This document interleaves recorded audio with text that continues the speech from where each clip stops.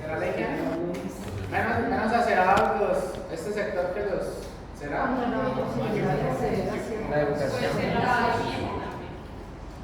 Haciendo educación y salud. La tendencia a no cuidarse, no relaciona que son. Bueno, puede ser. ¿Qué más? La educación. No hay buena educación. Esa me gusta, la educación.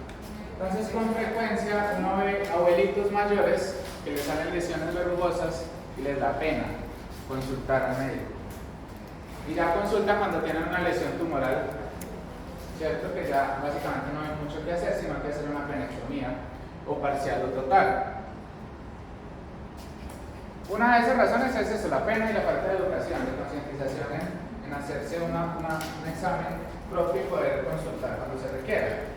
Hay factores de riesgo claros para la neoplasia de pene. Uno de ellos es que hay mayor riesgo en personas que no tienen circuncisión, ¿cierto? Mayores de 40 años. La higiene es un factor de riesgo entre comillas.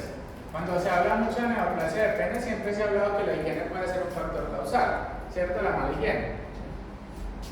Tabaquismo es un factor importante y una de las razones también por lo que hay aumento es la infección por virus de papiloma humano.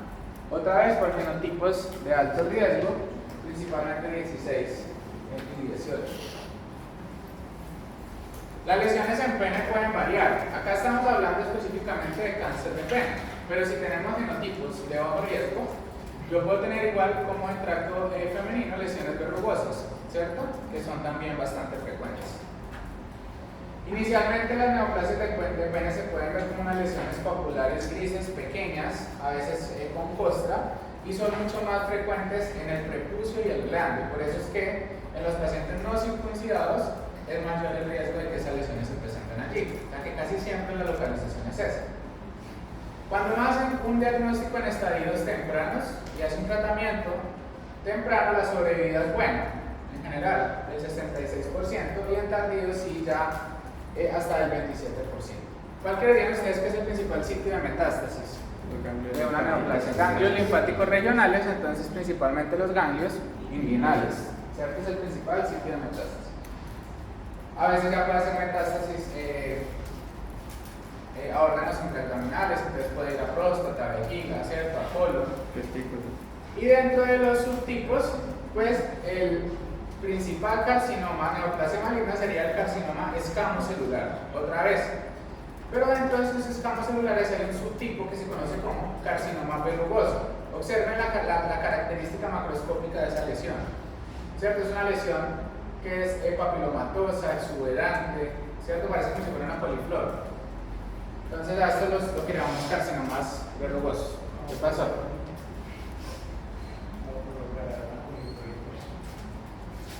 ¿Una coliflor?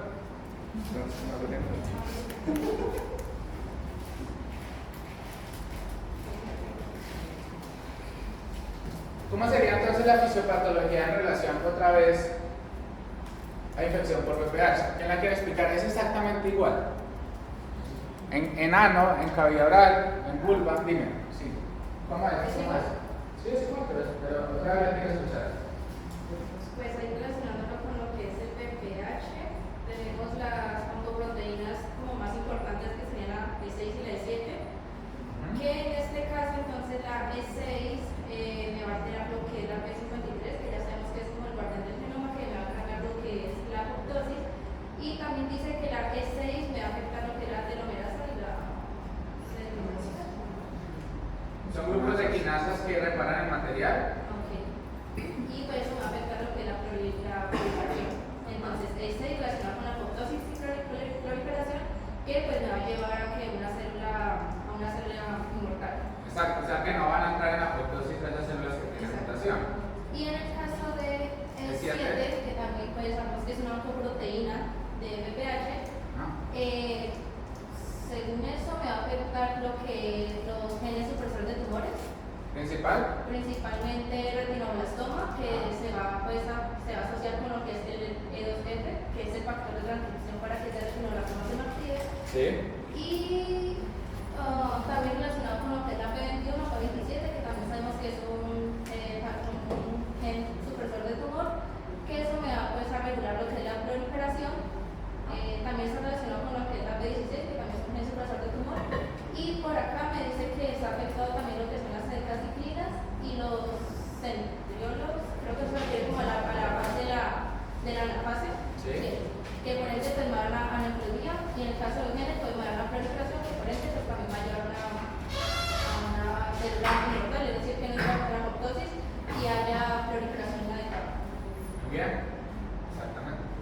Sí ganó los 0,3 para el tercer cuerpo. Entonces, si son genotipos de alto riesgo, entonces mire que otra vez la fisiopatología es muy similar. Acá, ¿qué está ocurriendo en este epitelio escamoso del pene? Hay cambios de la maduración. ¿Ah? Cambios de la maduración. Sí, claro, pero con nombre propio. Sin miedo. De células vaso. ¿Cómo se llama esto que está ocurriendo allí? De las vasocelulares a las mitosis. No me digan que mitosis. Esa gráfica que hay allí, ¿qué es? Toda completa, yo le estoy señalando unita, toda la imagen completa. Por ejemplo, ahí se mira el epitelio escamocelular. ¿Qué tiene el epitelio? El epitelio primero en las regiones pues más como que al centro o pues más. Una sola respuesta, una sola palabra. Exacto, carcinoma escamocelular in situ. ¿Ya? Sin tanta cosa. Muy bien. ¿Por qué está in situ? Porque miren que la membrana basal está íntegra, ¿cierto? Y si ustedes observan, hay pérdida de la polaridad del espesor completo del epitelio. Acá, miren que la polaridad llega hasta arriba, vemos mitosis altas. No es normal que yo encuentre actividad mitótica tan alta del epitelio. ¿Dónde serían las mitosis normales? En las capas basales, que es donde la proliferación de estas células basales. Pero miren que acá una mitosis alta, acá arriba casi en el tercio superior. O sea que entonces esto sería igual a ¿qué? Esto es un carcinoma escamocelular in situ, muy bien. Pero entonces, ¿qué sería? Enfermedad de Bowen. En cervix, ¿sí? Bowen es carcinoma escamocelular in situ. En cervix, ¿qué sería eso? ¿Qué grado de NIC? Si lo comparáramos con cervix, NIC 1, NIC 2, NIC 3. Lo acabamos de ver, están adivinando. El espesor completo, NIC 3. Sí, es que me dijeron 1, 2, 3. Pues claro, puede ser cualquiera de esos. Tú dijiste solamente 3, tú, muy bien. El resto adivinó. Y entonces acá, ¿cómo se llamaban las lesiones displásicas? Ahí. En cervix, NIC, y acá, PIN. Exacto, PIN. Neoplasia intraepitelial. Entonces, PIN 1, PIN 2, PIN 3 o carcinoma escamocelular in situ. Entonces, idealmente uno debiese detectar las lesiones en este grado de displasia, ¿cierto? Para evitar de que esto pueda invadir el estroma y pueda generar estas lesiones. Esto pues claramente no es una lesión displásica, esto ya es una lesión invasiva. De lejos se ve.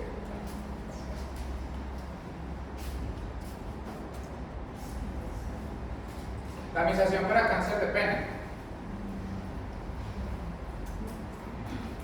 Prevención primaria, cáncer de pene, por acá. Vacuna contra el VPH, muy bien. Otra. ¿Sabes?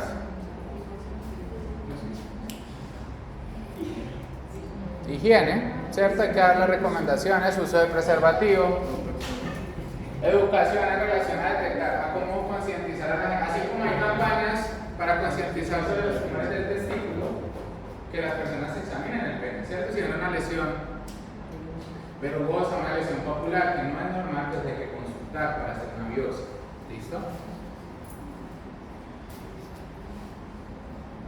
Profe, yo tengo una duda. Voy, no hay nada más para tamizar, no hay nada más que hacer, ¿cierto? Esto ya no se lo mencioné, pero devolviéndonos ahí, en lesiones en canal anal, hay una estrategia de tamización y es hacer citología anal. Se hace igual con un hisopo, se hace un raspado de las células del canal anal. ¿En qué población está indicada la citología anal ahora? Que eso no lo mencioné, pero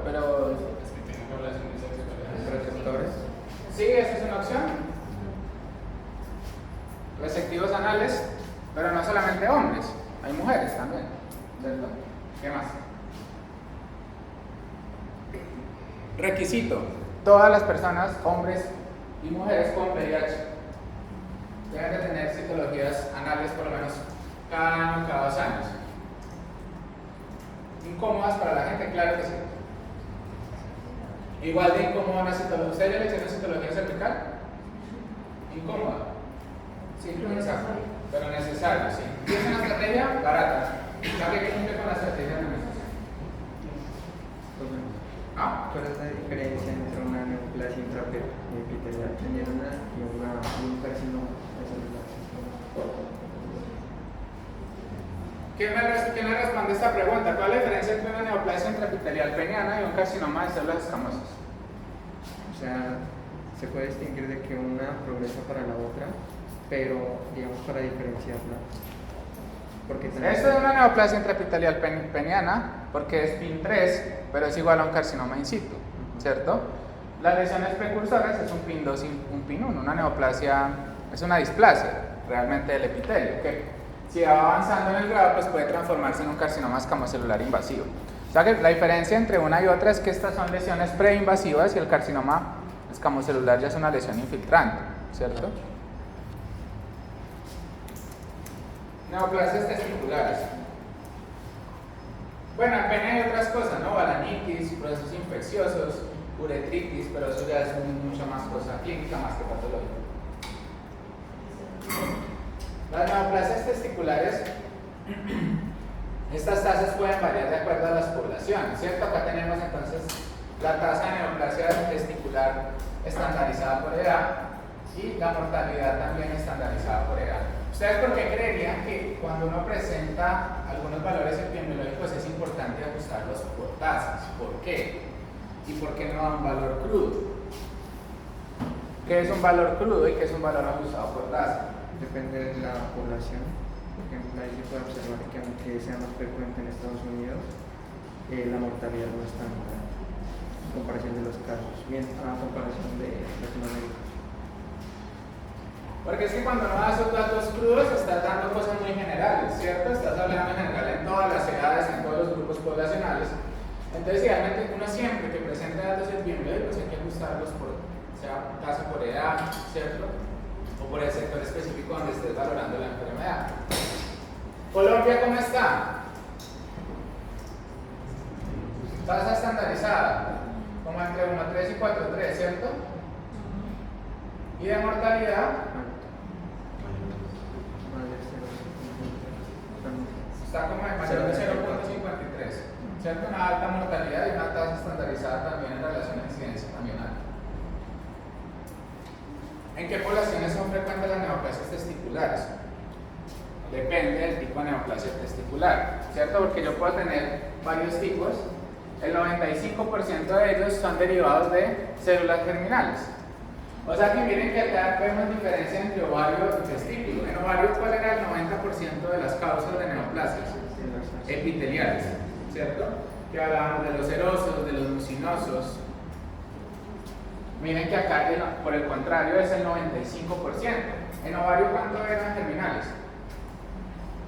Como del 3 al 5%, no más, ¿sí? Acá son las más frecuentes. Dentro de estas células germinales, yo tengo dos subtipos. El grupo que denominamos tumores seminomatosos.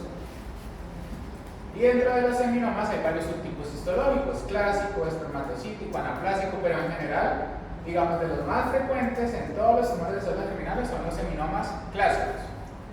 ¿El seminoma de dónde derivaría? ¿De qué estructura? De parte del testículo, histológica.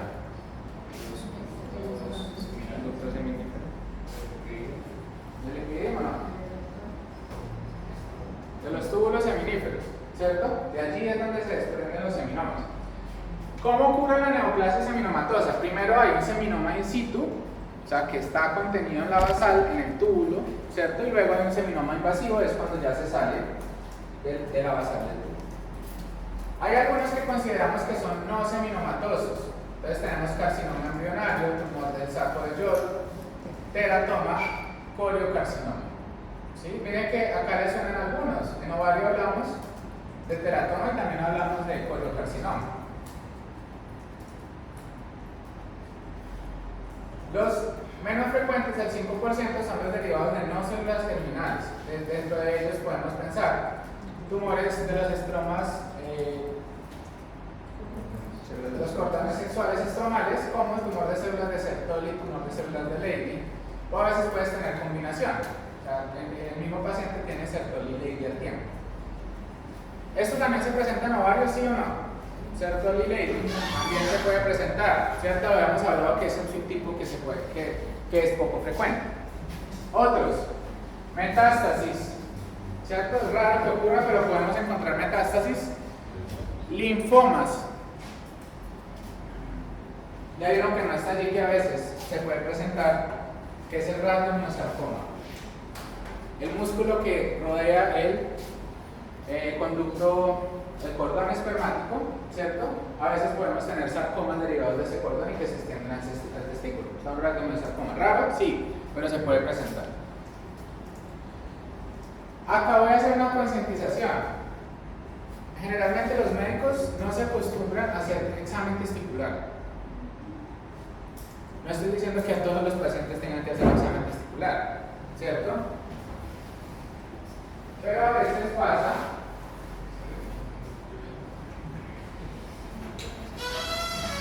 pasa con frecuencia que llega un paciente, va a dar el siguiente ejemplo, llega un paciente convulsionando, hacemos la tomografía o la resonancia y tiene múltiples lesiones en cerebro. Ok, yo pienso metástasis, ¿de dónde?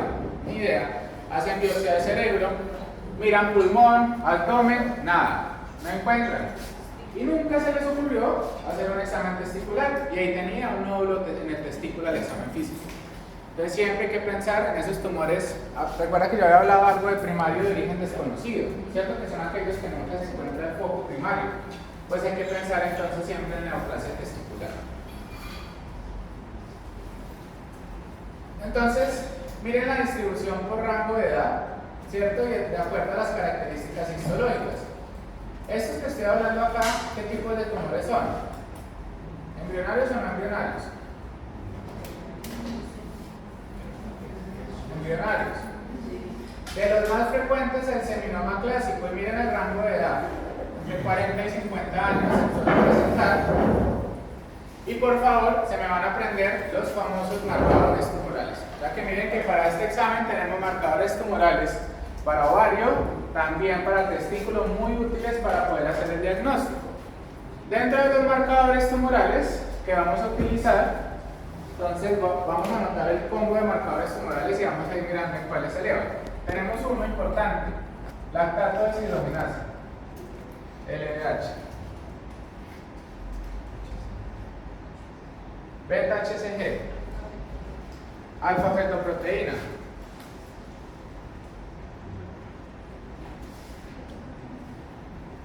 esas son las tres más importantes. Hay otros, pero esos son los tres más importantes con que uno juega en relación a hacer el diagnóstico de tumores. Entonces, si ustedes en el examen físico encuentran una masa testicular, ¿qué van a hacer de entrada? Lo primero, mirar las características de la masa. Es una masa que depende del cordón, es una masa que se ve externa, porque a veces puede ser quistes, a veces puede ser hidrocele, o sea, no toda la masa que hay en el testículo es una lesión invasiva. Lo segundo que van a hacer es una ecografía testicular. Examen barato, fácil de hacer, ¿cierto? Y si la ecografía testicular le describe que es una lesión sólida, heterogénea, o sea, que apoya como si fuera una neoplasia maligna, el siguiente paso, ¿cuál va a ser? Solicitar marcadores tumorales. ¿Listo? Ustedes recuerdan que yo les había dicho algo con los tumores renales. ¿Cuál es el enfoque diagnóstico de los tumores renales? ¿Quién lo recuerda? Por allí, muy bien. ¿Qué? Dime. ¿Es que, perdón? ¿Cómo hacen un diagnóstico de una neoplasia renal? Imagen. ¿Y qué dije de las biopsias? Entonces el testículo funciona igual. En el testículo no procuramos hacer biopsias. ¿Listo? Con la imagen y con los marcadores tumorales es suficiente para tomar una conducta. ¿Ok? No hacemos biopsias en general. Entonces miren que el marcador más importante para seminoma es LDH. Robin no lo coloca. Pero acá está. Lactato deshidrogenasa. El 10% pueden elevar beta-HCG.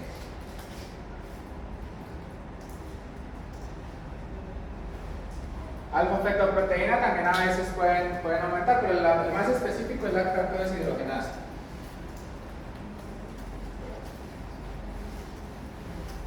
Hay otros, carcinoma embrionario, el 20 al 30%, es un tumor que es más agresivo. Y si el tumor carcinoma embrionario es puro, casi no puede, a veces no eleva ningún marcador. O sea que yo puedo tener algunos subtipos histológicos como el embrionario que a pesar de que le haga LDH, beta-HCG y alfa-fetoproteína no elevan ningún marcador. Tumor espermatocítico, también de 50-60 años, no eleva ningún marcador. Tumor del saco de Yolo, frecuente en población joven, en niños, y miren, el 90% elevan alfa-fetoproteína. Coriocarcinoma, entre 20 y 30 años, el 100% elevan beta-HCG, igual cuando hablamos de coriocarcinoma en la mujer, ¿cierto? Recuerden que les dije que es un marcador que se eleva en esos pacientes, acá exactamente igual. Teratoma, si es un teratoma puro, no eleva ningún marcador. ¿Y qué pasaría si es un tumor embrionario mixto? Tumor embrionario mixto es más o menos de edad de 15 a 30 años, no son tan infrecuentes. Y lo que ocurre es que tienes seminoma, carcinoma embrionario y puedes tener coriocarcinoma dentro del mismo tumor. ¿Ok? Entonces, ¿cómo estarían los marcadores tumorales en ese escenario? Todos. LDH, alfa-fetoproteína y beta-HCG. O sea que yo pudiese colocar un caso clínico colocando los marcadores tumorales y ustedes me pueden predecir probablemente qué tipo histológico voy a encontrar.